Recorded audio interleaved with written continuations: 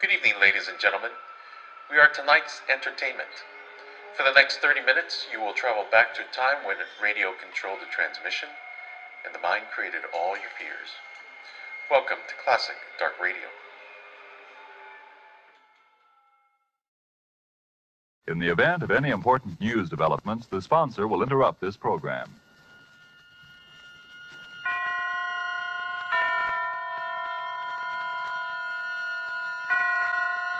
Roma Wines present Suspense.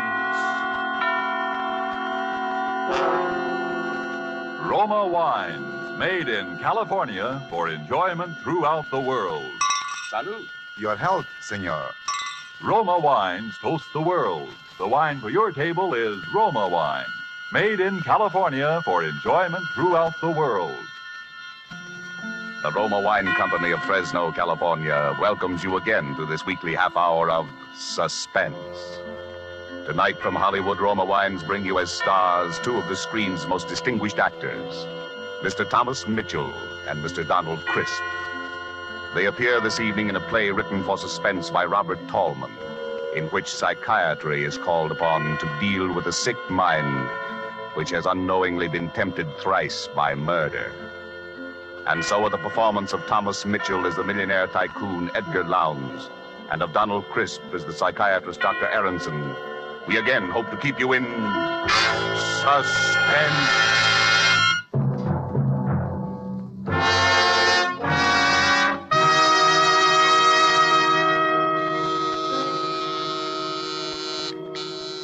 Yes? There's Mr. Edgar Lowndes here to see you, Dr. Aronson. Lowndes? Edgar Lowndes? When did we get him for patient? I think you'd better talk to him, Doctor. Yes, and I think he'd have to go through the usual routine. I don't go through usual routines. I'm Edgar Lowndes. I dare say you've heard the name before, Doctor. Well, who hasn't? Edgar Lowndes, the railroad magnate. Sit down, sir. Thank you.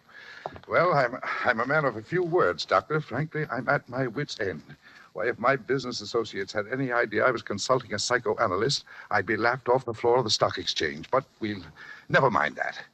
It's these headaches, Doctor, I've been having. And aspirin, codeine, nothing seems to help. How long has this been going on? A little over a month. Since the death of my wife, in fact. We were very attached, you know. Very attached. Her death was a shock to you? No, I wouldn't say a shock precisely. She'd been an invalid for years. Bad heart. Wasn't so much what happened the night she died, but the way it happened. Oh, but why shoot off my mouth to you about it? I've told the story 1,000 times till everybody's sick of hearing it. Well, perhaps you haven't told all the story, even yet. Well, as a matter of fact, that's the truth, Doctor. There's one little thing I left out. But the funny part of that is I didn't know it myself till yesterday. And what was that? Well, I was dressing for dinner. I was getting ready to go out when in comes my wife's servant.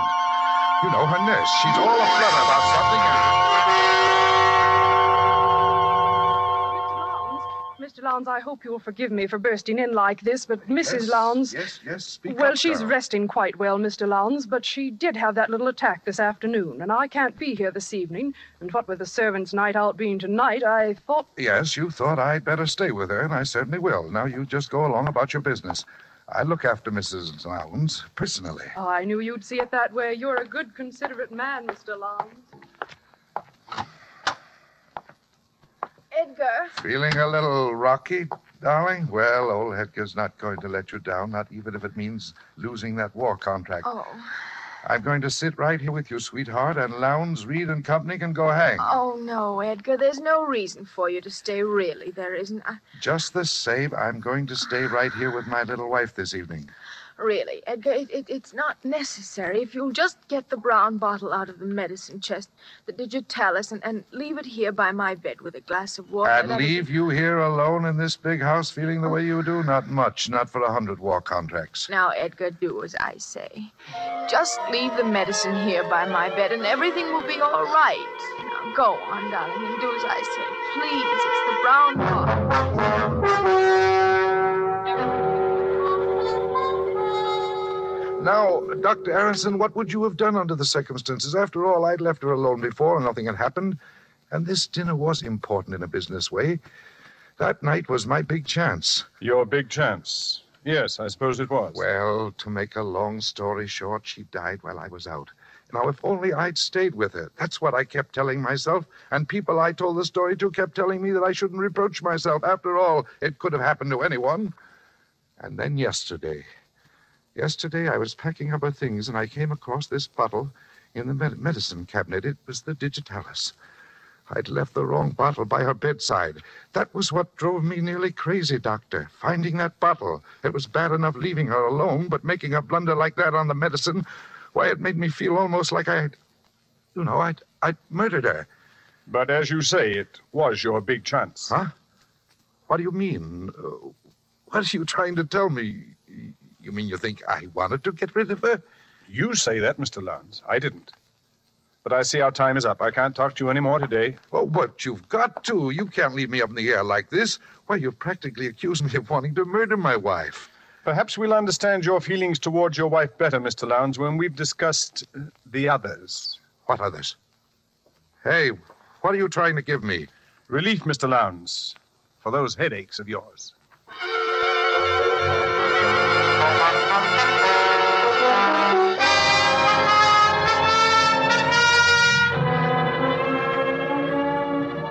Tonight for Suspense, Roma Wines are bringing you as stars Mr. Thomas Mitchell and Mr. Donald Crisp, whom you have heard in the first act of Case History on Edgar Lowndes. Tonight's tale of Suspense.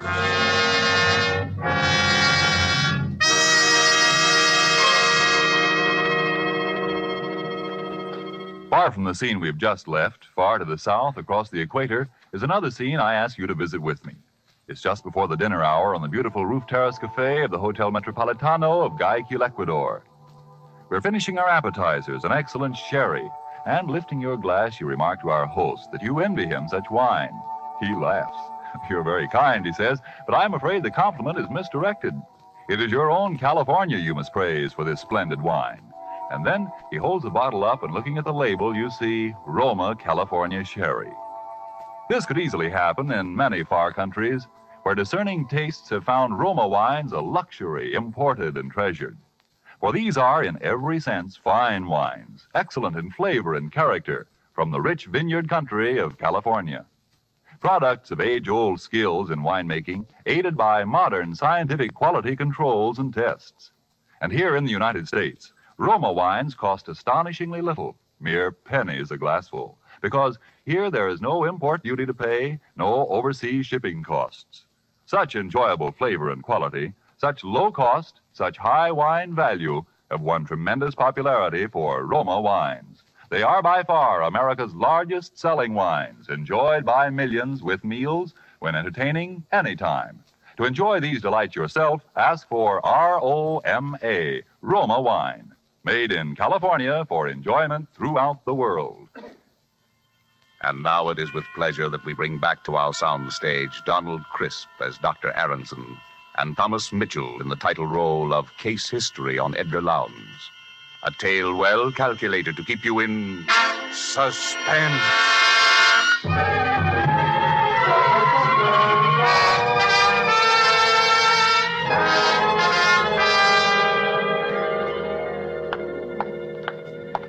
He's outside now, Doctor. Here are your notes on the case.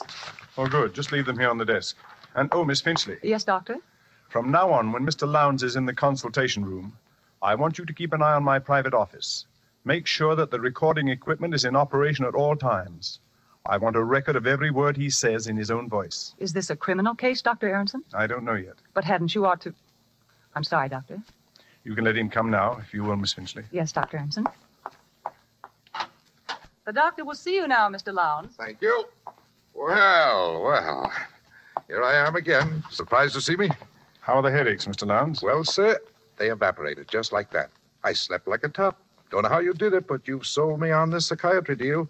So I thought while we were at it, Doctor, I might as well straighten out a couple of other little things that have been worrying me. I rather thought there were others. Now, listen, Doctor, don't start talking in riddles again. Maybe you were right. Maybe I did want my wife to die. Unconsciously, of course. Well, why not? She'd been an invalid for years, always complaining, never really getting anything out of life. Yes, sir. After I left your office yesterday, I thought the whole thing over, and I said to myself, Edgar Lowndes, you look at this thing squarely. Maybe you killed her. Maybe leaving the wrong medicine by her bed that night was not so much of an accident as you think it was. So what? You did her a favor. You did yourself a favor. She never really loved you anyway. If Jim Bascom... Who's Jim Bascom? Why, he died in a railroad accident. We were brakemen together on the old nickel plate road. Jim and me were like twins. Roomed together, worked together, liked the same thing, even fell in love with the same girl. Why, I remember the night it happened. We were leaving on the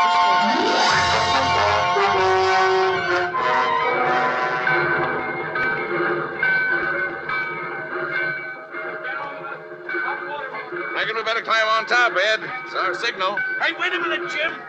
There's Virginia. Ah, bless her heart. I knew she'd come to see us. Oh, hurry up, sweetheart. Oh, gee, I'm glad. I was afraid I'd be too late. There's not a train in the whole nickel plate line you wouldn't hold up for us, Virginia. Oh, Jim. Baby. Hey, what about a kiss for me, too? Why, Edgar, you're jealous, I do believe. Well, why not? There. How's that? Like my own sister. Well, come on, Ed. They're getting impatient up there. You've got to tell him this time. You hear me, Jim? Yeah, I'll tell him. I promise, Virginia. Hey, come on, Jim. Coming, Ed. Coming. One more kiss, baby. Oh, darling. My darling, take care of yourself, Jim. I will, baby. Don't forget to send out the invitations.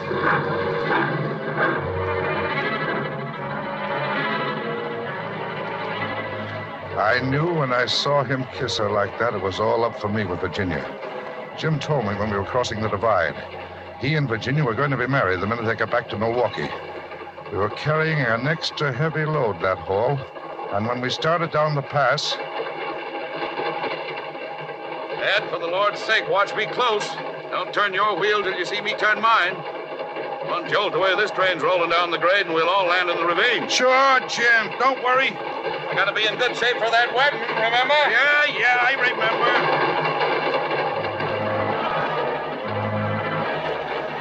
I watched him walk back along the cars.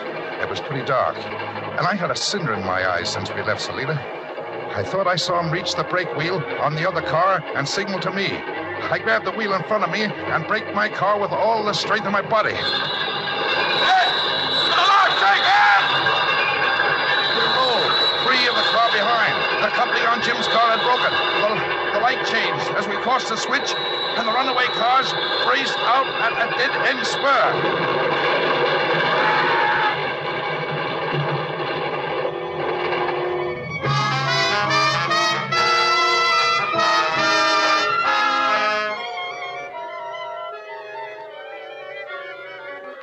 I saw Jim's body jolt free of the splintering car and hurtle out over the gorge.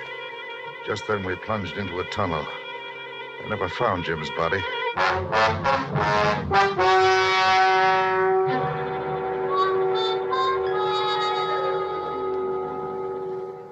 Well, so you can see why I think of trains in connection with death, can't you, Doctor? Yes. Yes, the association is quite clear. Uh-huh. Now, you're thinking I killed Jim, too, aren't you? Isn't that what you're thinking? Is that what you're thinking, Mr. Lowndes? I don't know what to think. Say, what are you trying to do to me anyway? I came here to get professional advice. You're trying to drive me crazy. If that's the way you feel, perhaps you'd better try another doctor. I will. By George, I will. That's just what I'll do. Well, good luck, Mr. Lowndes. Huh? No hard feelings. Oh, of course not. And you won't tell anybody about... Why, what is it, Mr. Lowndes? You're trembling. There it is again. It's happening again, Doctor. Say, Doctor, you've got to help me. You've got to. Forget what I said about getting another doctor. I need help. Mr. Lowndes, calm yourself. What is it? What's happening again? I'm hearing it again. The train. Like in the dream. Make it go away, Doctor. But I hear it too, Mr. Lowndes. It's just a commuting train that passes over the bridge out there. Look out of the window. You can see it. Oh, of course. Thank heaven. I thought the dream had... You never told me about a dream before. No, and I'm not going to. You know too much already. Yes, Mr. Lowndes, I'm afraid you're right. I know too much already.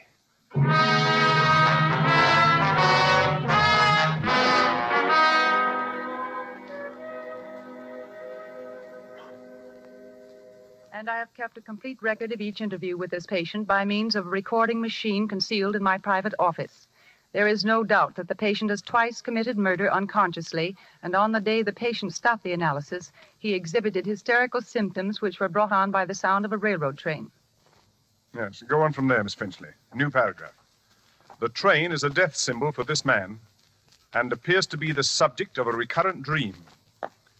The danger of the present situation lies in the fact that the patient's unconscious impulses have been brought to the surface without being rationalized. There is, in my opinion, a positive danger that the patient, in his present condition, may commit one or even more conscious murders, particularly should he take it into his head to board a railroad train.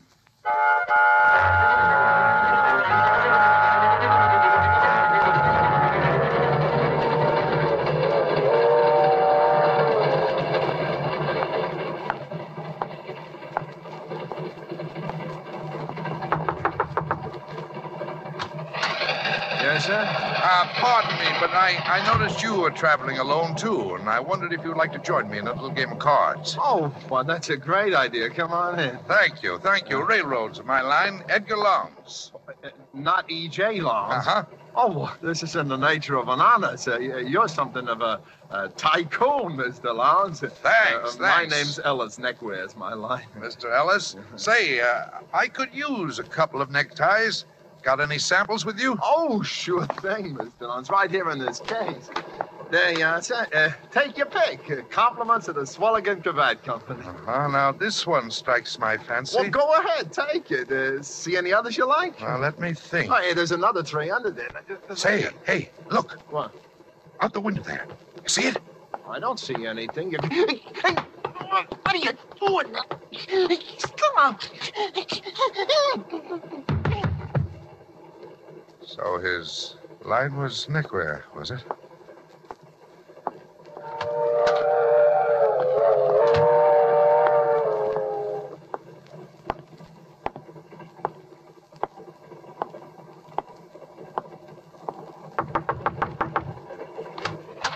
Yes, sir. Pardon me. But I noticed you were traveling alone, sir, and I wondered if you'd like to join me in a little game of cards. Oh, that's a good idea. Come in. My name's Jenkins. Cutlery's my line. Knives, scissors, and surgical instruments. What's your line?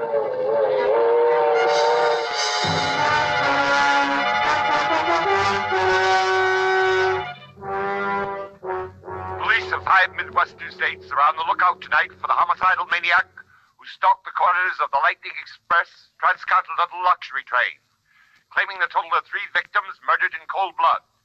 Edgar J. Lowndes, an executive of the railroad who was aboard the train on the fatal night, has posted a personal reward of $50,000 to anyone giving information leading to the arrest of the murderer. Well, it's happened. There was nothing you could have done to prevent it, Doctor. Even if you'd sent your report to the police, there wasn't enough evidence. And there still isn't enough evidence. Well, you run along. I'm going to stay here and finish these reports in longhand. You can type them in the morning. You're sure you don't need me? Absolutely. I think I'll take your advice. Good night, Doctor. Good night. Oh, Miss Finchley. I almost forgot to tell you. Oh, she's gone. What a nuisance. Talking to yourself, Doctor? Lowndes. How did you get in here? The door was unlocked. Would you rather I'd come back during office hours? Why, yes. I'd rather you did, Mr. Lowndes. Was it very urgent? It's the headaches, Doctor. They've come back. It started again about a week ago. Well, that's after what happened on the train. Doctor, tell me the truth. Did I commit those murders, or didn't I? You're the only one who knows the answer to that. Something to do with the dream, I think. Oh, yes, the dream. We were getting around to that when you left here the last time. Now, tell me about it. Well, I hear the sound of the train, and I'm sitting there beside someone, a stranger, I think. He's wearing a checked waistcoat, and there's a heavy gold watch chain with an elk's tooth suspended from it, like the one my father used to wear when I was a child in Wisconsin. Tell me something about your father. He died when I was quite young.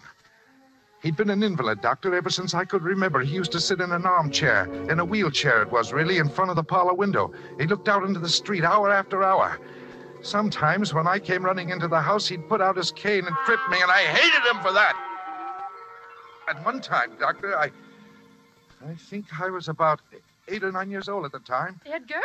Edgar, come in here this instant. Your father wants to talk to you. Oh, heck, Mother, I was going to get up a ball game. Now, the ball game can wait. You come along with me. Can I ever have any fun, Mother? Can I? Hush up.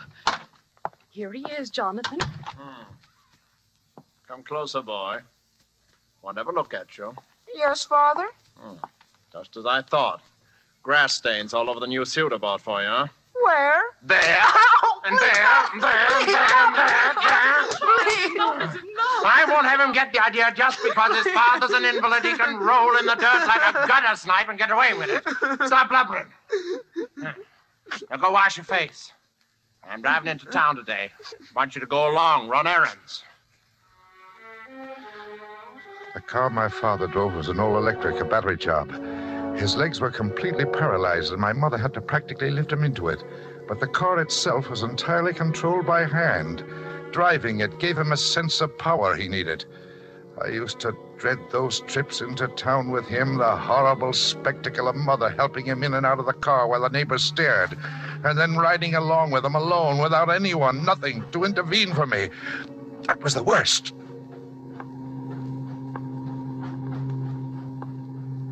Well, speak up, boy. Why don't you say something? Cat got your tongue? No, sir. I don't know why I had to raise a boy like you. You don't even keep me company on these trips into town. Poor helpless invalid, your own father. I'm sorry, sir. Oh, sorry. I think I'll give you another caning when we get home, just to make good and sure you're sorry, huh? What'd you say to that? Oh, bother. Now look what's happened. Stalled. Battery's run down again. Get out and open the hood in the back, boy. You see a switch there. Turn it to the left where it says reserve battery. Hurry up. We're stopped right on the railroad track.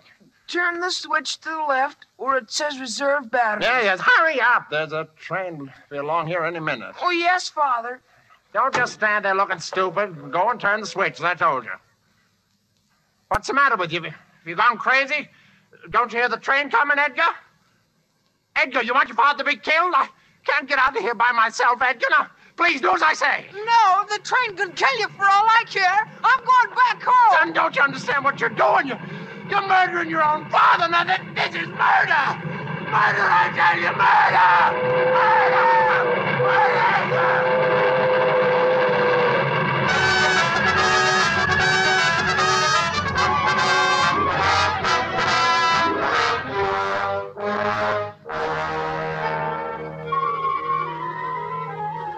I walked home with those words of his ringing in my ears. I can hear him yelling yet. Son, don't you understand what you're doing? You're murdering your own father. Murder!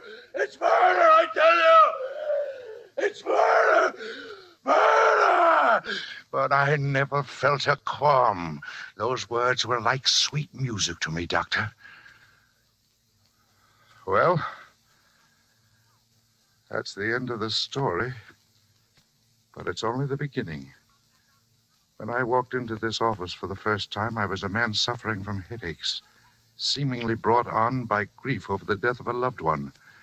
Now I see myself as a man who murdered his father, his best friend, and his wife, who must kill and kill again, because every time I kill, I'm killing him, my father, whom I hated beyond all comprehension, and for whom one death agony was not enough.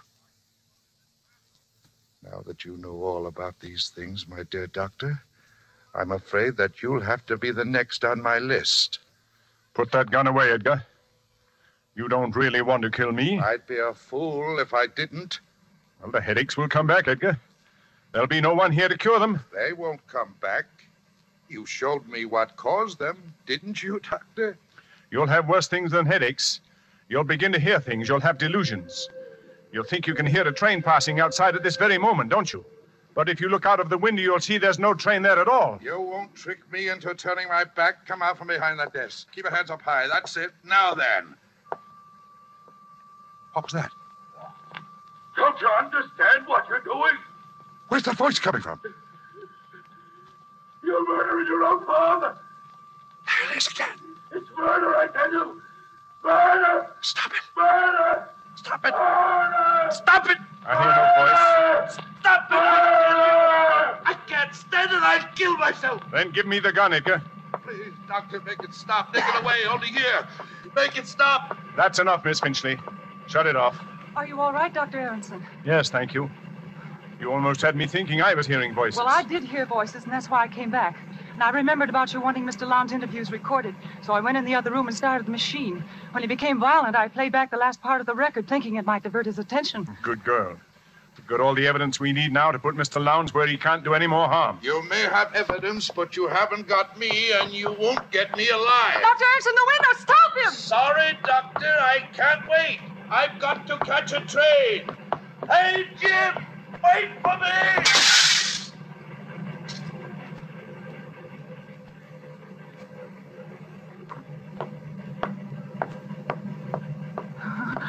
21 floors to the street. Or is it 20? Do they skip 13 in this building? Well, it doesn't matter to Lowndes. He's back with his friend Jim Bascom on the old nickel plate line. Listen. It's just crossing the divide.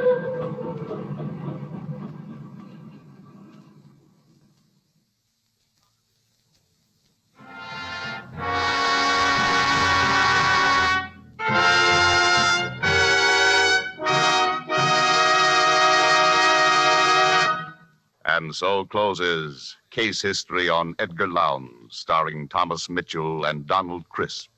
Tonight's tale of Suspense. Suspense is produced and directed by William Spear. To every woman listening tonight, I want to say a special word about making every dinner or supper you serve taste better. I want to urge you to start serving Roma wine with your meals. It's simple, the cost is very, very little, and it works magic in making food more enjoyable. You can serve Roma wine with any meal or any time in any kind of glass you wish. Serve it chilled. Try different kinds of Roma wine until you find those you enjoy most of all.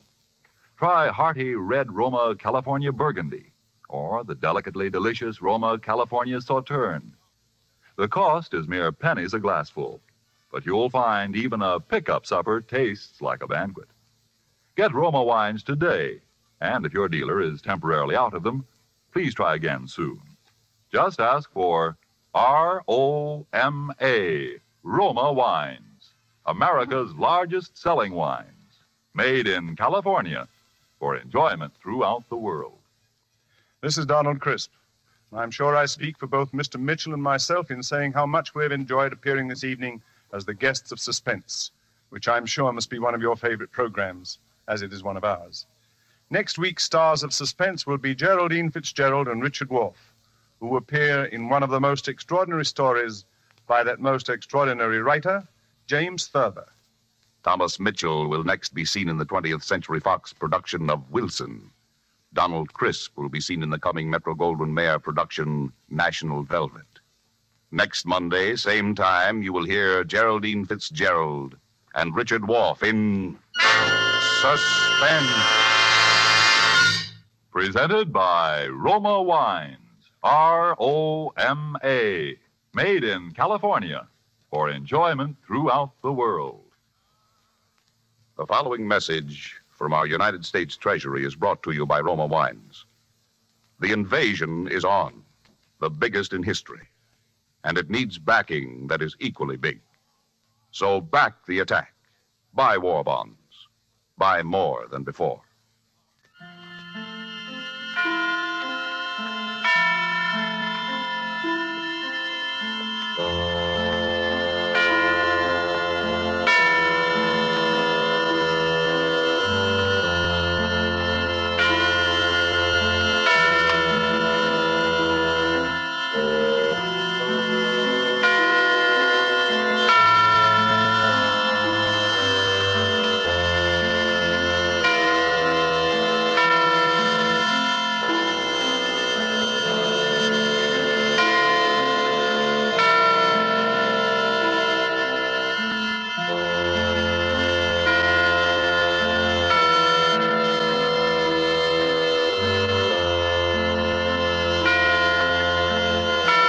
This is CBS, the Columbia Broadcasting System.